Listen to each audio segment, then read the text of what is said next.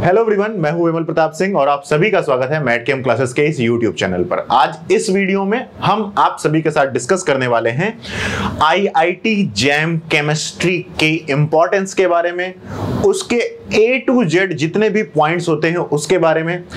आज से पहले आप सभी ने हो सकता है आईआईटी जैम का नाम किसी होर्डिंग में, किसी एड में, किसी यूट्यूब चैनल की वीडियो पर देखा होगा, और अगर आप उसके बारे में इंटरेस्टेड हैं कि आखिरकार ये आईआईटी जैम का एग्जाम क्या होता है, या फिर आपने अगर आज से पहले 12th क्लास जब आपने कंप्लीट किया होगा और 12th क्लास कंप्लीट करते समय भी हो सकता है कि आप इस वीडियो को देख रहे हो, और 12th क्लास कंप्लीट करने के बाद आप अभी भी थोड़े से कंफ्यूज्ड हैं कि मुझे साइंस स्ट्रीम में जाना चाहिए या फिर आर्ट स्ट्रीम में जाना चाहिए। और अगर आपको लगता है कि नहीं, मुझे साइंस स्ट्रीम में ही जाना चाहिए, और साइंस स्ट्रीम में जाने के बाद आपके पास सिर्फ दो ही ऑप्शंस बचते हैं, जो कि पहला तो ये है कि आप क्या कर लीजिए, या तो आप नीट की प्रिपरेशन करिए इंडिया में और मेडिकल लाइन में चले जाइए, या फिर हमारे पास दूसरा ऑप्शन बचता है। वो क्या होता है कि आप आईआईटी जेईई की प्रिपरेशन करिए, और जेईई की प्रिपरेशन करके आप आईआईटीज में जाकर बीटेक करके अपनी जिंदगी में, मतलब जो भी आगे साइंस की फील्ड में और ज्यादा आप अपना कैरियर एक्सप्लोर करिए।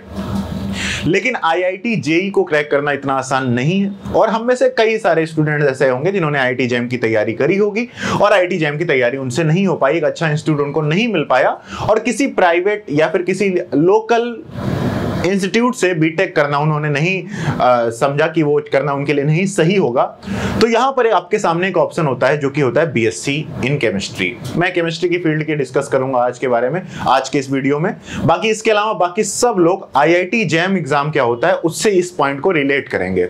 जब मैं वीडियो के लास्ट में जाऊंगा और मैं सिलेबस के बारे में डिस्कशन कर रहा हूं, तब जाकर हम केमिस्ट्री वाले स्टूडेंट्स ही अकेले बचेंगे। लेकिन उससे पहले ये बात सबके लिए है जो 12th पास कर चुके हैं या फिर वो सारे स्टूडेंट्स जो कि बीएससी कर रहे हैं।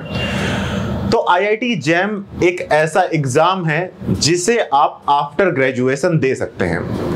मैंने आईआईटी जैम का एग्जाम 2016 में, आई थिंक, 2016 में मैंने आईआईटी जैम का एग्जाम दिया था, और आईआईटी जैम के एग्जाम को मैंने केमिस्ट्री सब्जेक्ट से दिया था, और केमिस्ट्री सब्जेक्ट के देने के बाद मेरा सिलेक्शन आईआईटी गुवाहाटी में हुआ, और आईआईटी गुवाहाटी से मैंने फिर मास्टर्स इन केमिस्ट्री करी। बीएससी के बाद मैंने एमएससी आईआईटी गुवाहाटी से जाकर करी, जो कि मेरी 2018 में कंप्लीट हुई, और उसके बाद फिर ये आपके सामने मैथ केम क्लासेस का सिलसिला तब से जारी है। तो अगर आप बीएससी कर रहे हैं और अपने कैरियर अपॉर्चुनिटी को लेकर थोड़े से कंसर्न हैं कि मुझे समझ में नहीं आ रहा कि क्या मुझे एसएससी की तैयारी करनी चाहिए, या फिर मुझे यूपीएससी की तैयारी करनी चाहिए, या फिर मुझे क्या करना चाहिए, और आपका अगर कोर जो मतलब आपका इंटरेस्ट है, मैं कुछ बातें आपको स्टार्टिंग में बताना चाहूंगा जो कि आपको हर कोई नहीं बताता है, वो आपको सुनना बहुत जरूरी है। अगर आपका इंटरेस्ट है साइंस में, अगर आप चाहते हैं कि नहीं मुझे फिजिक्स में, मैथ में, केमिस्ट्री में, ऐसे साइंस स्ट्रीम पर ही वर्क करना है, मुझे इसमें ही मजा आता है, मैं इसमें ही कुछ अच्छा करना चाहता हूं। मैंने भी बहुत नाम सुने हैं, आइंस्टाइन, न्यूटन, ये वो फलाना ढमाका, बहुत बड़े बड़े साइंटिस्ट्स के नाम सुने हैं हम लोगों ने। तो क्यों ना हम कोर साइंस में पढ़ें और कोर साइंस में वर्क करके कुछ अच्छा कैरियर अपॉर्चुनिटी बना सकते हैं क्या, कोई अच्छा कैरियर हम बना सकते हैं क्या। तो यहां पर इंडिया में इंडियन गवर्नमेंट के द्वारा एक बहुत ही बेहतरीन, मैं कहूं आईआईटीज के द्वारा, प्राइम इंस्टीट्यूट्स के द्वारा एक बहुत ही बेहतरीन एग्जाम का इंट्रोडक्शन किया जाता है, जिसका नाम होता है joint admission test for masters, जिसे जैम 23 इस बार मतलब 2023 में हो रहा है, तो जैम 2023 बोला जा रहा है। और इसे आईआईटी जैम 2020 आईआईटी जैम इसलिए बोल दिया जाता है क्योंकि इसे जो कंडक्ट कराने वाले इंस्टीट्यूट्स हैं वो मैक्सिमम केसेस में टॉप 7 to 8 आईआईटीज ही रहती हैं, इसलिए आप इसे आईआईटी जैम के नाम से भी सुनेंगे और इसे आप जैम के नाम से भी सुनेंगे।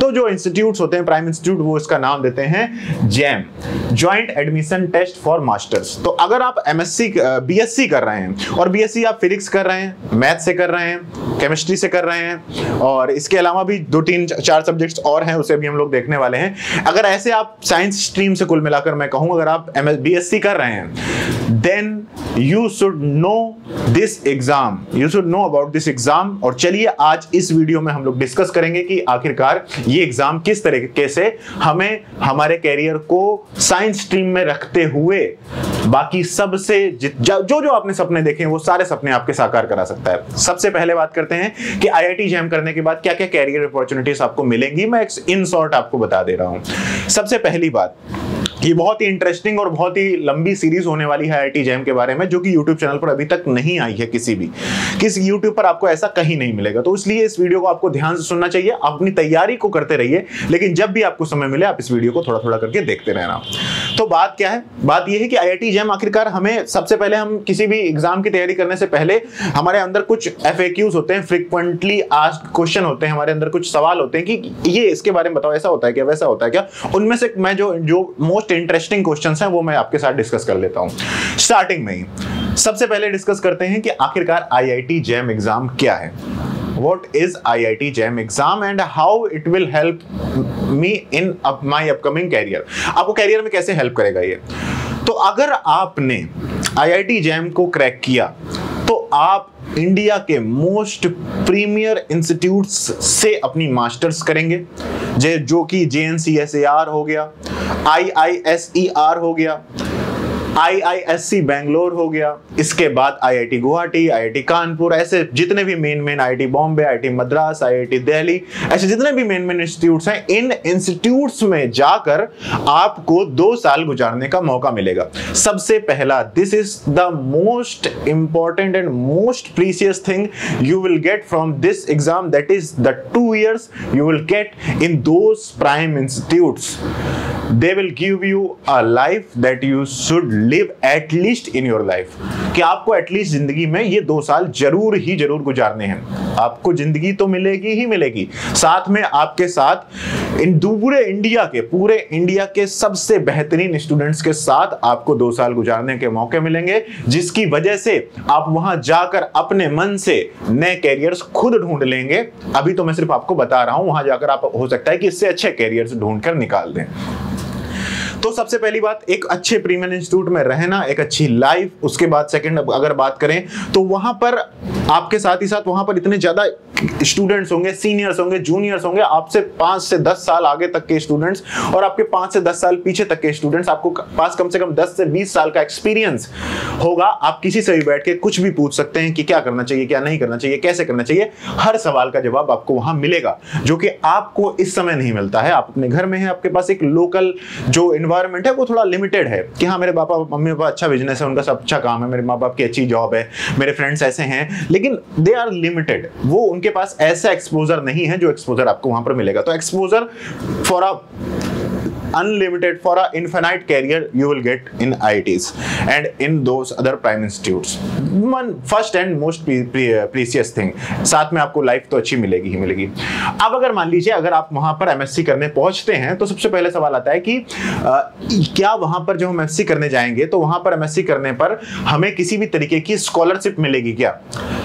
मैं ये बता दूं कि कुछ स्टेट्स हैं जो आपको स्पेशली अगर आप IITs में जाकर दूसरे स्टेट्स में जाकर MSc कर रहे हैं तो आपको वो स्कॉलरशिप दे सकते हैं। इसके अलावा आपको एक बात पता होनी चाहिए, जैसे ही आप 12th क्लास कंप्लीट करते हैं तो अगर आप अपने बोर्ड में टॉप 1% में आते हैं तो वहां पर आपको एक स्कॉलरशिप दी जाती है इंडियन गवर्नमेंट की तरफ से, जिसका नाम है इंस्पायर स्कॉलरशिप।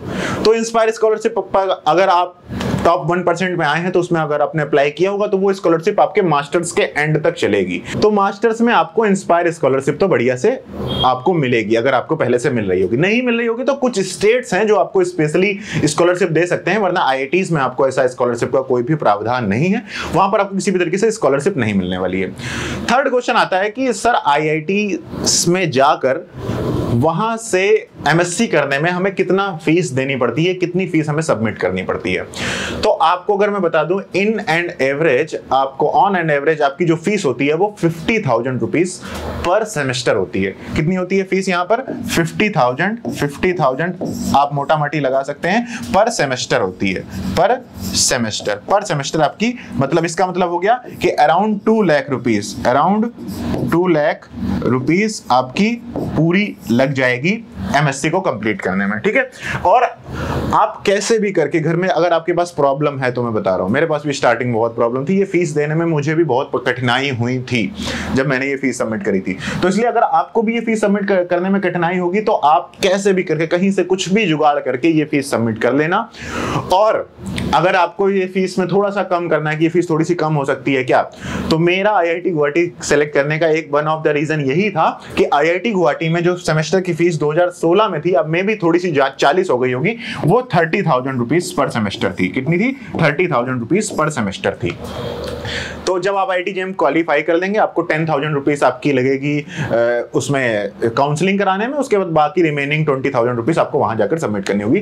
तो इस बार जो इस बार IIT JAM 2023 जो होने वाला है वो IIT गुवाहाटी ही कंडक्ट करा रही है। तो अगर आपको IIT गुवाहाटी मिलती है तो IIT Guwahati is one of the best institutes. अगर आप IIT कानपुर, IIT मुंबई और IIT दिल्ली के बाद अगर किसी को भी सेलेक्ट करना चाहें तो IIT Guwahati will be a good choice for you. चलो ये तो बहुत आगे की बात हो गई, कहाँ IIT की बात करने लगे सर। अभी तो ये पहले समझ तो लेने दो ना, एग्जाम को भी तो थोड़ा सा समझ लेते हैं कि क्या है कैसे है। तो मैंने बता दिया आपको ज्यादा स्कॉलरशिप वहां पर मिलेगी नहीं, फीस इतनी होती है आपके पास। इसके बाद आपको वहां पर इसमें ही सब कुछ होता है, खाना रहना पीना सब कुछ उसमें ही होता है, कोई बाहर से दूसरा खर्चा आपको नहीं करना पड़ेगा।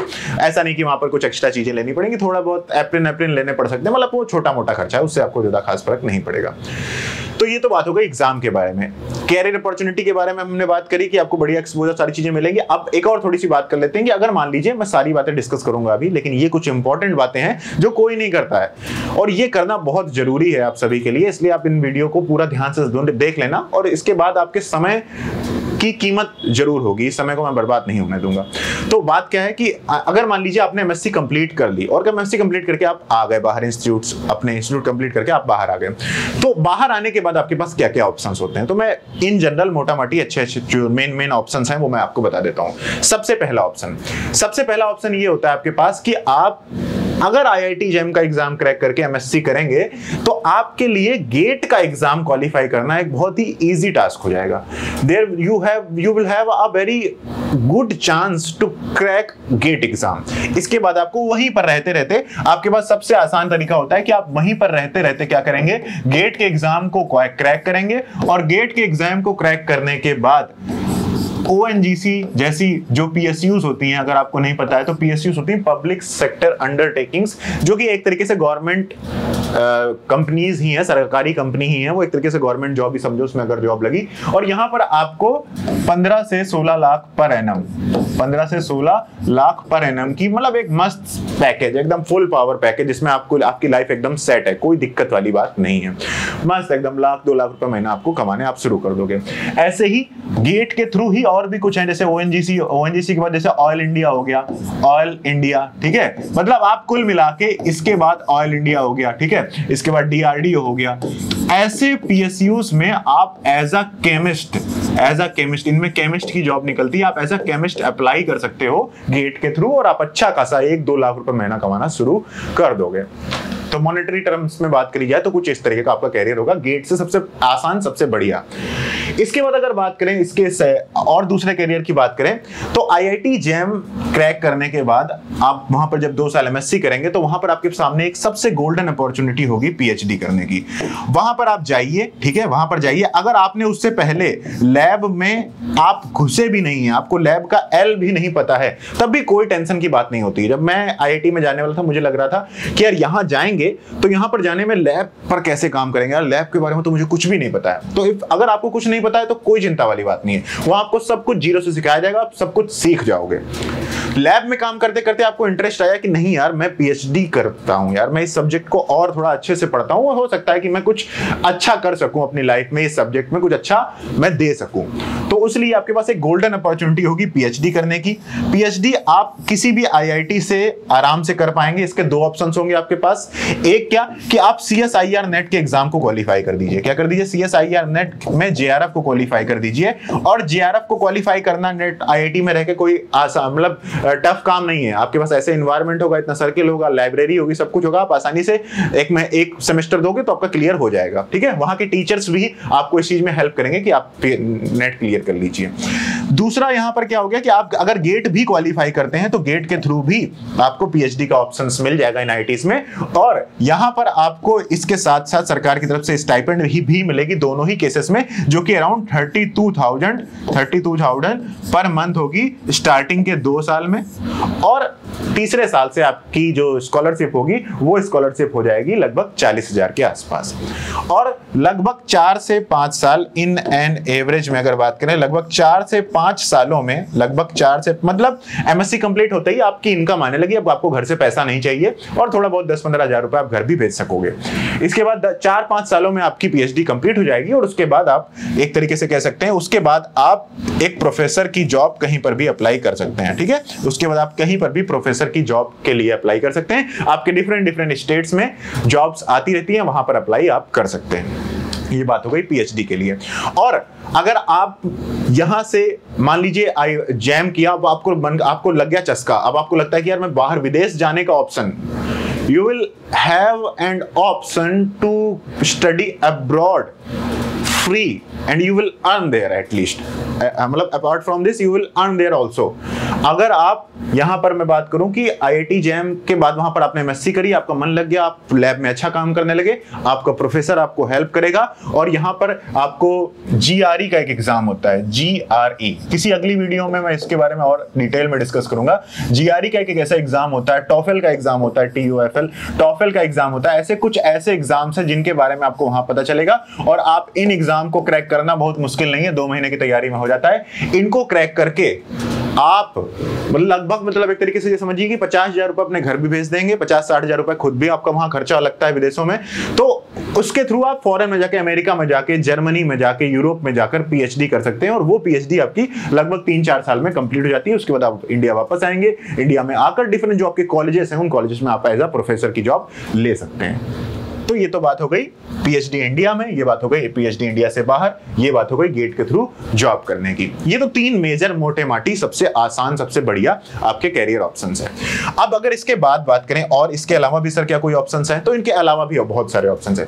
मान लीजिए आपने जैम को क्वालिफाई किया और आपका इंटरेस्ट नहीं है पीएचडी करने में, you don't want to give your next 2 to 3 years 5 years, और आप लैब में वर्क नहीं करना चाहते, आपको नहीं अच्छा लगता, जैसा जो कि मेरा केस था, आपको नहीं अच्छा लगता है, then you have some other options. पहला, आपके पास, आपने मान लीजिए इतना पैसा खर्चा किया होगा, आप आईआईटी में गए हैं, आपके पास एक मतलब आपको अगर पीएचडी करनी नहीं अच्छी लगती और आपने मास्टर्स की डिग्री ले रखी है, इसका मतलब कहीं ना कहीं आप पढ़ाने में इंटरेस्टेड होंगे, so you will have an another option that is called teaching. यहां पर आपके पास अगला ऑप्शन क्या होगा, टीचिंग का, कि आप टीचिंग कर सकते हैं। क्या कर सकते हैं? टीचिंग कर सकते हैं। अब टीचिंग के लिए भाई पीएचडी करके प्रोफेसर बनना पड़ेगा, प्रोफेसर बनने के लिए पीएचडी करनी पड़ेगी, पीएचडी में इंटरेस्ट नहीं है, इसका मतलब प्रोफेसर नहीं बनना है, तो कोई बात नहीं, प्रोफेसर नहीं बन रहा है तो 12th क्लास के गवर्नमेंट टीचर बन सकते हो। इसके लिए आप दे सकते हो पीजीटी का एग्जाम। क्या दे सकते हो? पीजीटी का एग्जाम, पीजीटी का एग्जाम दे सकते हो, ठीक है। यूपी पीजीटी हो गया, आपके स्टेट पीजीटी के एग्जाम्स होंगे, वो आपके लिए अब हलवा बन चुके होंगे, क्योंकि आपने जैम के साथ गेट की तैयारी भी करी होगी, गेट में आपका सिलेक्शन हो गया तो ठीक है, वरना आप पीजीटी भी दे रहे हैं और साथ में गेट की तैयारी भी कर रहे होंगे।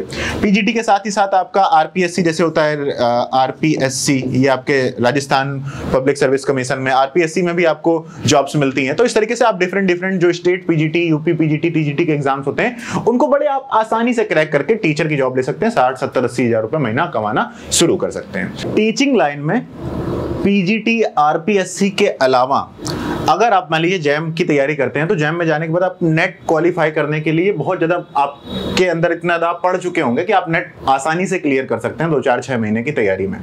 तो नेट क्लियर करके आप क्या कर सकते हैं कि मान लीजिए पीएचडी नहीं करनी है और नेट आपने क्लियर कर लिया, तो उसके बाद भी कुछ ऐसे स्टेट्स हैं जहां पर आप नेट के बेसिस पर भी असिस्टेंट प्रोफेसर के लिए अप्लाई कर सकते हैं और गवर्नमेंट कॉलेजेस में एज असिस्टेंट प्रोफेसर जॉब ले सकते हैं, जहां पर आपको मंथली 1 लाख रुपीस के अराउंड आसपास, थोड़ी ज्यादा ही उससे आपको मंथली इनकम होने वाली है। जैसे कि अगर मैं यूपी की बात करूं तो यूपी में यूपीएचईएससी एक ऐसा एग्जाम होता है जो कि 2-3-4 सालों में आता रहता है, और उसके थ्रू आप यूपी के गवर्नमेंट कॉलेजेस में असिस्टेंट प्रोफेसर की जॉब ले सकते हैं और बढ़िया 1 लाख रुपए का अच्छा खासा पैकेज है, बहुत अच्छी लाइफ है उसके बाद आपकी।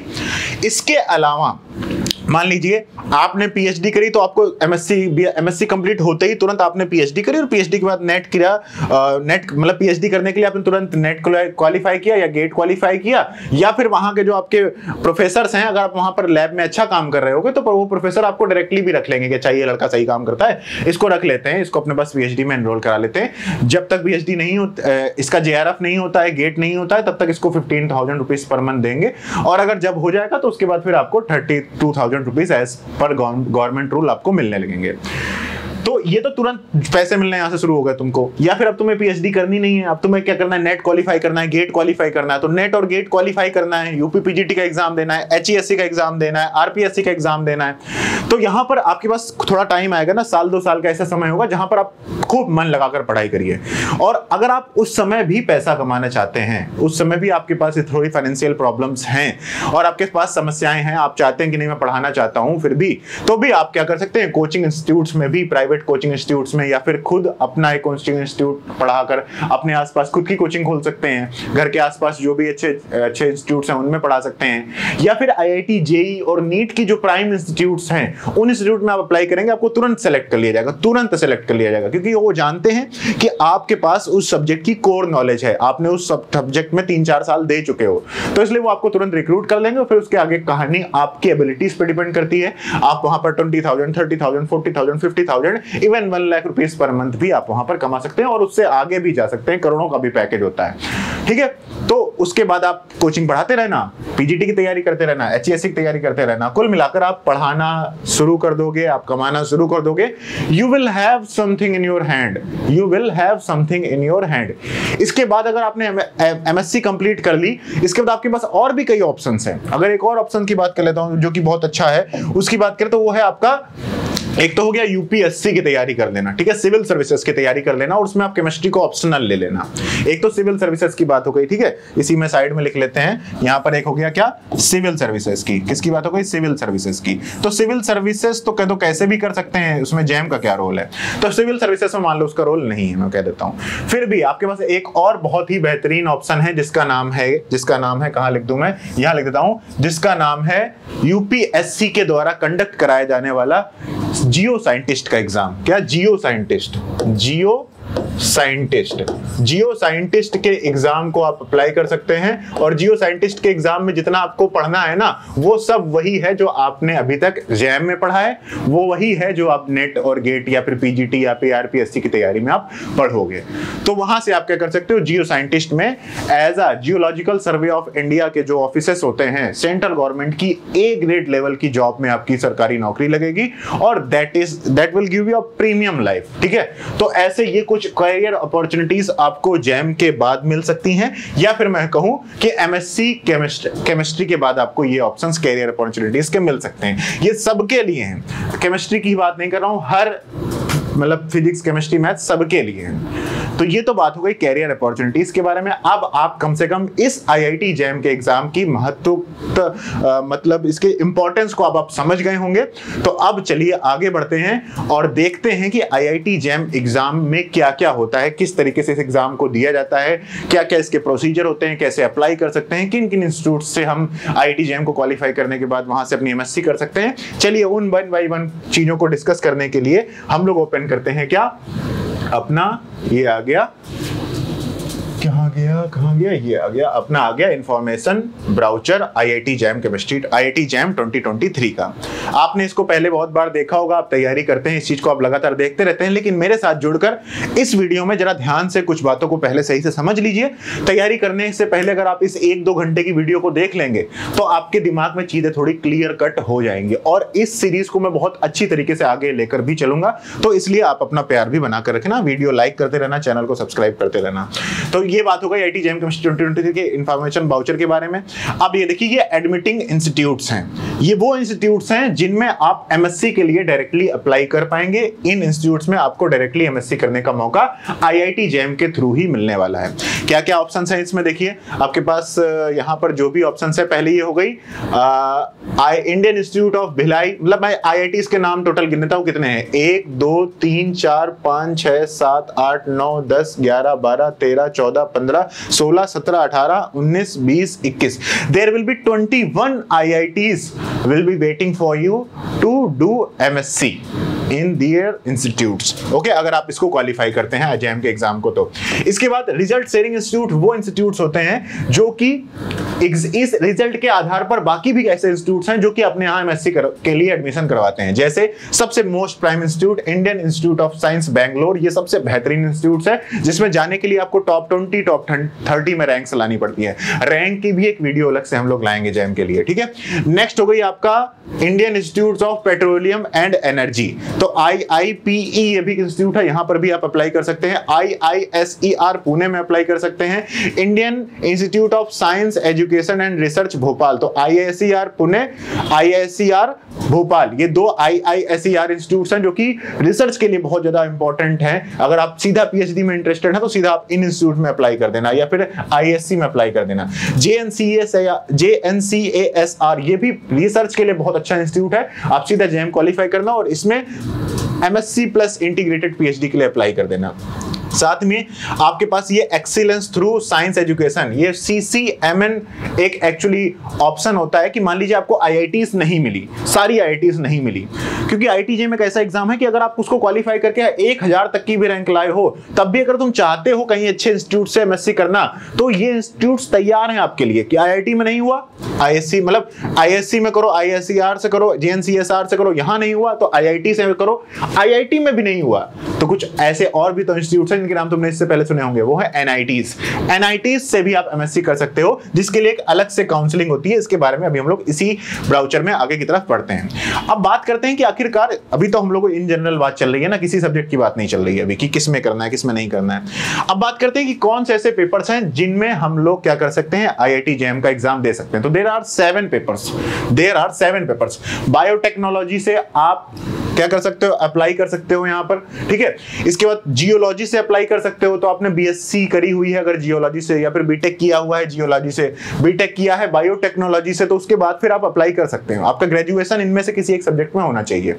केमिस्ट्री से अगर आपने किया है, मैथमेटिक्स से किया है, फिजिक्स से किया है, मैथमेटिकल स्टैटिस्टिक्स भी एक सब्जेक्ट होता है मैथमेटिक्स से रिलेटेड, और इकोनॉमिक्स से भी अगर आपने MSc या फिर BA इकोनॉमिक्स करा हो तो आप MA इकोनॉमिक्स कर सकते हैं यहां पर जाकर। तो MA भी होता है जैम के थ्रू, वो भी आपको सब कुछ सामने सुनाई देगा। अब कुछ इंपॉर्टेंट पार्ट्स हैं जो इससे पहले आप हमेशा देखते रहते हैं लेकिन कभी भी आपने उस पर ध्यान नहीं दिया है, तो आज आज वो बारी है उसे ध्यान देके और आपको सही से समझना है जो मैं आपको बताता चल रहा हूं। सबसे पहली बात, IIT गुवाहाटी इस एग्जाम को कंडक्ट कराने वाला है। अब IIT गुवाहाटी इस एग्जाम को कंडक्ट कराने वाला है, इस आधार पर पेपर कैसा आएगा इसके बारे में भी डिस्कशन किया जा सकता है, क्योंकि IIT गुवाहाटी में मैंने 2 साल गुजारे हैं, तो मैं आपको एक अच्छा इनपुट दे सकता हूं अंदर का कि वहां का पेपर कैसा सेट होगा। क्योंकि गेट 2018 का मैंने पेपर दिया था, वो भी IIT गुवाहाटी ने करवाया था, और IIT गुवाहाटी में उसमें मेरी 47 रैंक आई थी, और हम लोगों ने जो एंटिसिपेट किया था वैसा ही पेपर भी आया था। तो इसलिए पेपर कैसा आएगा वो भी हम बहुत लंबा डिस्कशन है इस वीडियो में, मैं इसको पार्ट में अलग अलग कर दूंगा, नीचे आप टाइम स्टैम्प्स में जाकर चेक कर लेना सारी चीजें। नेक्स्ट देखते हैं भी इंफॉर्मेशन वाउचर के बारे में पढ़ रहे हैं। अगली इंपॉर्टेंट बात ये है कि IIT जैम का जो ये जैम 23 का एग्जाम है, ये ओपन टू ऑल नेशनल्स है, हर देश के लोग इसके लिए अप्लाई कर सकते हैं। आप अगर बांग्लादेश से हैं, पाकिस्तान से हैं, नेपाल से हैं, भूटान से हैं, एशिया के किसी भी कंट्री से हैं, क्योंकि वो लोग मुझे हिंदी से कनेक्ट कर पा रहे हैं इसलिए मैं उनका नाम ले रहा हूं यहां पर। इसके अलावा अगर आप वर्ल्ड के किसी भी कंट्री से हैं और अगर आप इंडिया में आकर अपनी मास्टर्स करना चाहते हैं तो आप जैम का एग्जाम दे सकते हैं। इंडियन एंड फॉरेन्स दोनों के लिए ये ओपन है। और सबसे इंपॉर्टेंट बात, there is no age restriction, कोई भी एज रिस्ट्रिक्शन नहीं है। अगर आपने अपनी BSc पिछले 4-5 साल पहले करी थी और उसके बाद से आप लगातार टीचिंग कर रहे हैं और आप फिर से अपने कैरियर को दोबारा आगे बढ़ाना चाहते हैं, तो आप जैम का एग्जाम क्लियर करके आराम से अपना बढ़िया MSc कर सकते हैं इन इंस्टीट्यूट से। ये एग्जाम जो होता है ये कंप्यूटर बेस्ड होता है। जैम 23 का एग्जाम भी कंप्यूटर बेस्ड होगा, 7 टेस्ट पेपर्स में होगा, जो कि हम लोगों ने अभी देख लिया। इसके बाद ये जो पेपर होता है इसमें 3 तरह के क्वेश्चन आते हैं। पहला आता है आपका MCQ में क्या होता है कि 4 ऑप्शंस आएंगे और उनमें से एक ऑप्शन आपको करेक्ट करना होगा। दूसरा होगा MSQ में क्या होगा, आपके 4 ऑप्शंस आएंगे क्वेश्चंस के और उनमें से मोर देन 1 2 3 जितने ऑप्शंस होंगे वो आपको सेलेक्ट करने होंगे। तीसरा होगा आपका NAT numerical answer type, numerical answer type. Numerical answer type में क्या होगा, क्वेश्चन दिया होगा, उसका आपको न्यूमेरिकल आंसर देना होगा कि इतने किलोजूल पर कैलोरी इसका आंसर है, इतने किलोजूल पर मोल इसका आंसर, इस तरीके से आपको उसका आंसर करना होगा। इसके बाद एक और इंपॉर्टेंट बात है कि इस पेपर को आप मोर देन 1 सब्जेक्ट्स में अप्लाई कर सकते हो, मतलब एक या फिर 2 सब्जेक्ट से अप्लाई कर सकते हो। क्योंकि ऐसा होता है कि बहुत सारे ऐसे यूनिवर्सिटीज हैं जहां पर आप जो ग्रेजुएशन करते हो आप मोर देन 1 सब्जेक्ट से करते हो। जैसे मैं अपनी बात बताता हूं, तो मैंने अपनी ग्रेजुएशन जब 2016 में कंप्लीट करी, तो मेरे जो सब्जेक्ट्स थे वो पहले 2 सालों में जो सब्जेक्ट्स थे वो थे फिजिक्स, केमिस्ट्री, मैथ, तीनों सब्जेक्ट थे। इसके बाद लास्ट के 2 सब्जेक्ट में मेरे सब्जेक्ट्स बचे थे, लास्ट के ईयर में जो मेरे 2 सब्जेक्ट बचे थे वो थे फिजिक्स और केमिस्ट्री। तो मैं लास्ट के इन फिजिक्स और केमिस्ट्री इन दोनों में से अप्लाई कर सकता हूं। मैं चाहूं तो फिजिक्स का भी फॉर्म भर दूं, केमिस्ट्री का भी भर दूं और दोनों का पेपर देके आऊं। तो इसलिए जैसे आप मैथमेटिक्स का भी फॉर्म भर सकते हैं और साथ ही साथ मैथमेटिकल स्टैटिस्टिक्स का जो पेपर होता है वो भी आप भर सकते हैं। तो वो कहां से जाएगा आपका, ऊपर कहां से जाएंगे हम, इसको यहां से हटा देते हैं, इसको हटा देते हैं। हाँ, जैसे आप मैथमेटिक्स के लिए अप्लाई करिए और साथ ही साथ मैथमेटिकल स्टैटिस्टिक्स के लिए अप्लाई करिए, केमिस्ट्री के लिए अप्लाई करिए, साथ में फिजिक्स के लिए अप्लाई कर दीजिए। तो ये आपके सामने कुछ क्वेश्चंस इस तरीके से आपके सामने आते हैं, ठीक है। इसके बाद नेक्स्ट आगे की बात करते हैं। आगे इसमें क्या है बताया गया है आपको, या फिर आपके मतलब मैं पढ़ के बता रहा हूं, वैसे सारी बातें पता है, मैं डिटेल में आपको बताता रहूंगा, अब इसे खुद भी पढ़ सकते थे, लेकिन यहां पर मैं थोड़ा सा एक्स्ट्रा चीजें आपको बताता चलूंगा।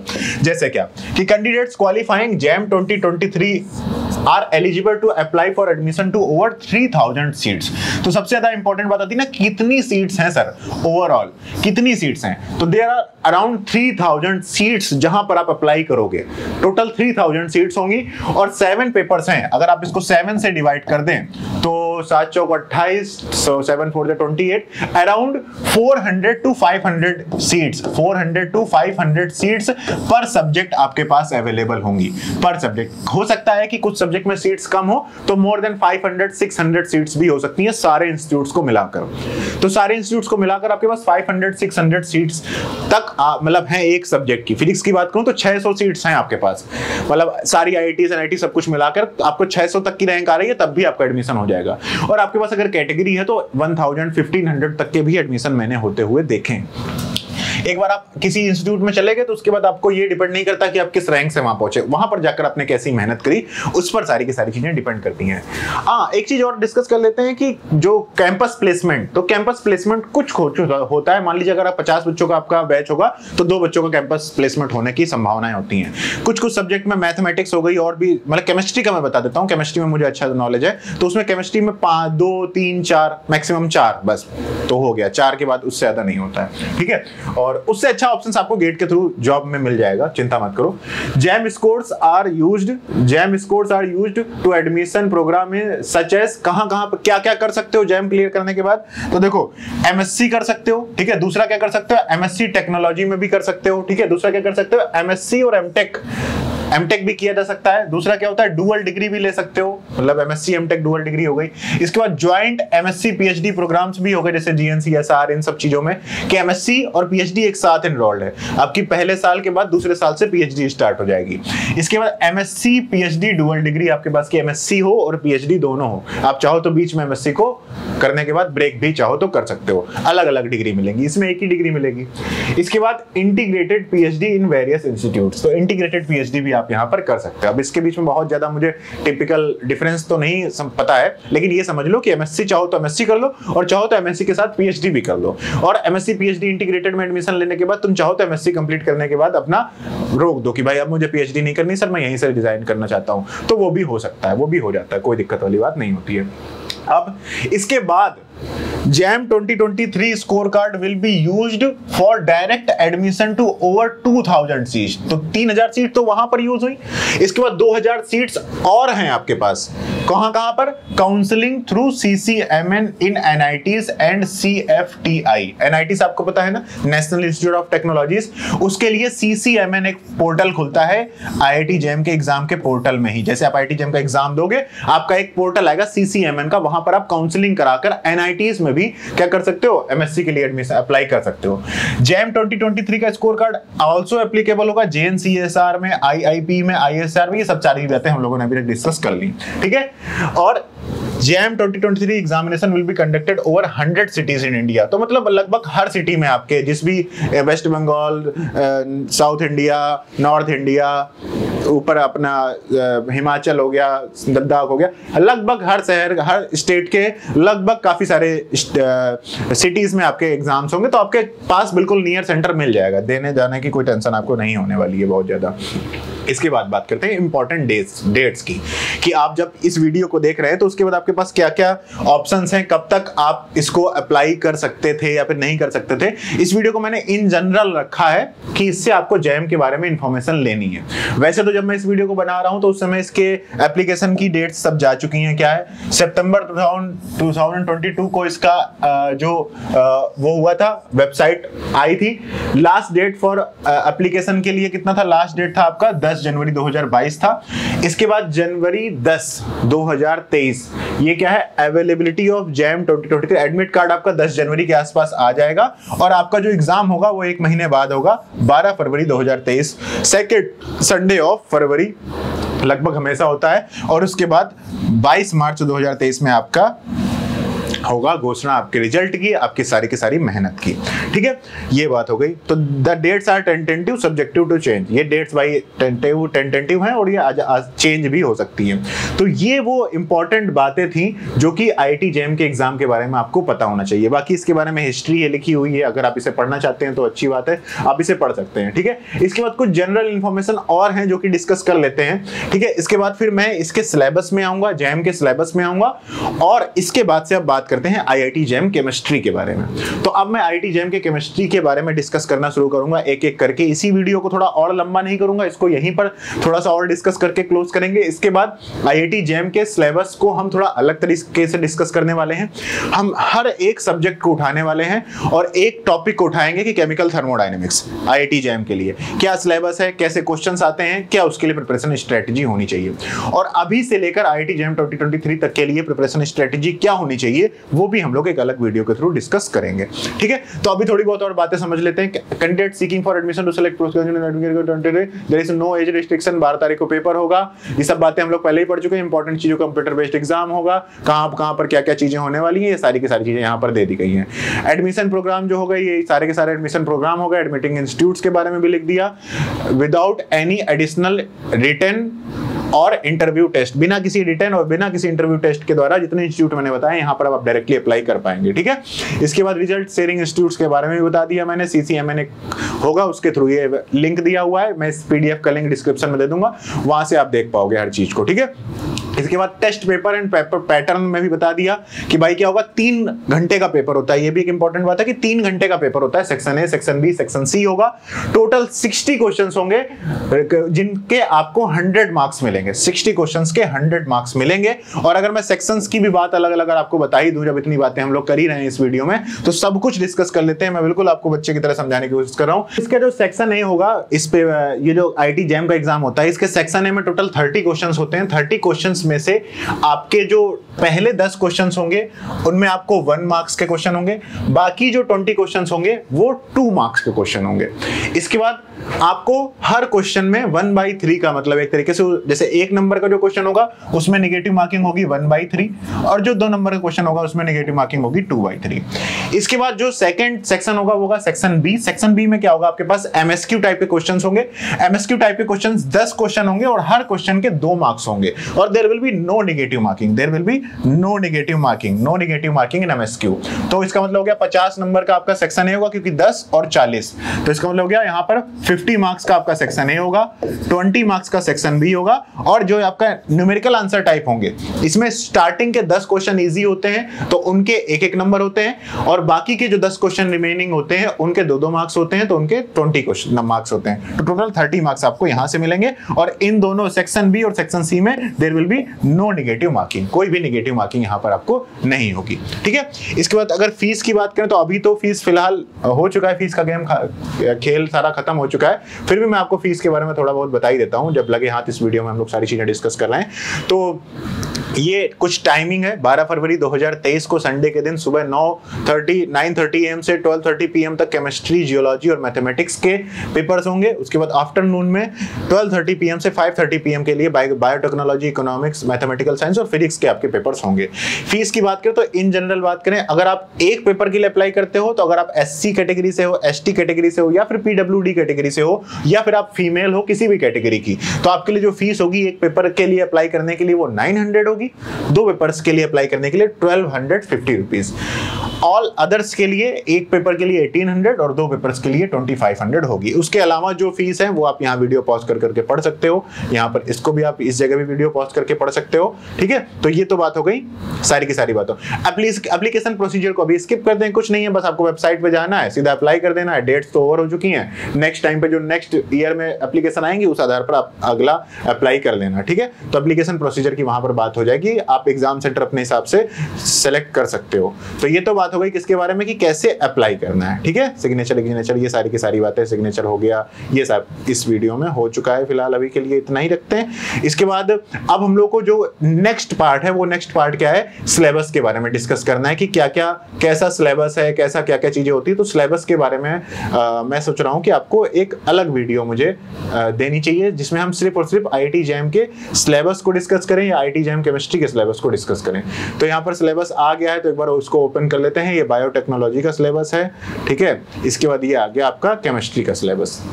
तो केमिस्ट्री के सिलेबस को हम लोग एक अलग वीडियो में डिस्कस करेंगे कि केमिस्ट्री का सिलेबस क्या है। सिलेबस को भी समझना बहुत ज्यादा जरूरी होता है। अभी आपने सिर्फ समझा है एग्जाम को, अब इस एग्जाम के अपॉर्चुनिटीज को, इसके इंपॉर्टेंस को अब हम लोग इसके बाद एक और वीडियो डिस्कस करेंगे। उस वीडियो में हम लोग क्या डिस्कस करेंगे कि किस तरह से, मतलब क्या कहूं कि IIT JAM का जो आपका एग्जाम है उसका सिलेबस क्या है, उसमें क्या उसकी इंपॉर्टेंस है, कैसे उसका पेपर आता है, उसके थोड़ा सिलेबस को अच्छी तरीके से हम लोग समझेंगे अगली वीडियो में।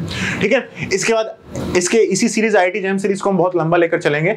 नेक्स्ट एक और डिस्कस करेंगे कि IIT JAM के सिलेबस को डिस्कस कर लिया, इसके बाद इसके हर सिंगल टॉपिक को समझेंगे कि आखिरकार इसमें जैसे केमिकल थर्मोडायनेमिक्स है तो केमिकल थर्मोडायनेमिक्स IIT JAM के लिए कितनी पढ़नी होती है, प्रीवियस ईयर का क्या ट्रेंड है, कितने नंबर के क्वेश्चंस आते हैं केमिकल थर्मोडायनेमिक्स से। ऐसे हर सिंगल टॉपिक को हम लोग एक अलग छोटी बुडियो में 2 मिनट की, 3 मिनट की, 5 मिनट की वीडियो में डिस्कस करेंगे कि ये इसका सिलेबस है, इसके लिए इतना पढ़ना है, पिछले पेपर एग्जाम्स में इतना इसके लिए आया हुआ है, इसको इन बुक्स से पढ़ सकते हैं और इन इंपॉर्टेंट मतलब इन इंस्टीट्यूट से पढ़ सकते हैं या फिर इन बुक्स से पढ़ सकते हैं, या फिर आप चाहें तो मैटकेम क्लासेस के ऑनलाइन कोर्सेज भी दिलाती है मैटकेम क्लासेस IIT JAM केमिस्ट्री के लिए, तो वो भी आपके साथ पट्टी चल रही होगी। वहां पर जो कॉन्टैक्ट नंबर बाकी सारी डिटेल्स दी हुई हैं उस पर भी आप कॉन्टैक्ट करके या डिस्क्रिप्शन में जाकर कॉन्टैक्ट कर सकते हो। और IIT JAM को बहुत ही अफोर्डेबल, बहुत ही प्रीसियस, बहुत ही ज्यादा अच्छे से वेल डिजाइंड कोर्स आप ले सकते हो और अपनी तैयारी को घर बैठे बड़े ही आसानी से IIT JAM क्रैक कर सकते हो घर में बैठकर। ज्यादा आपको पैसे भी नहीं खर्चा करने पड़ेंगे, जो आपकी मेन पैसा खर्चा करना है वो आप खर्चा करना जाकर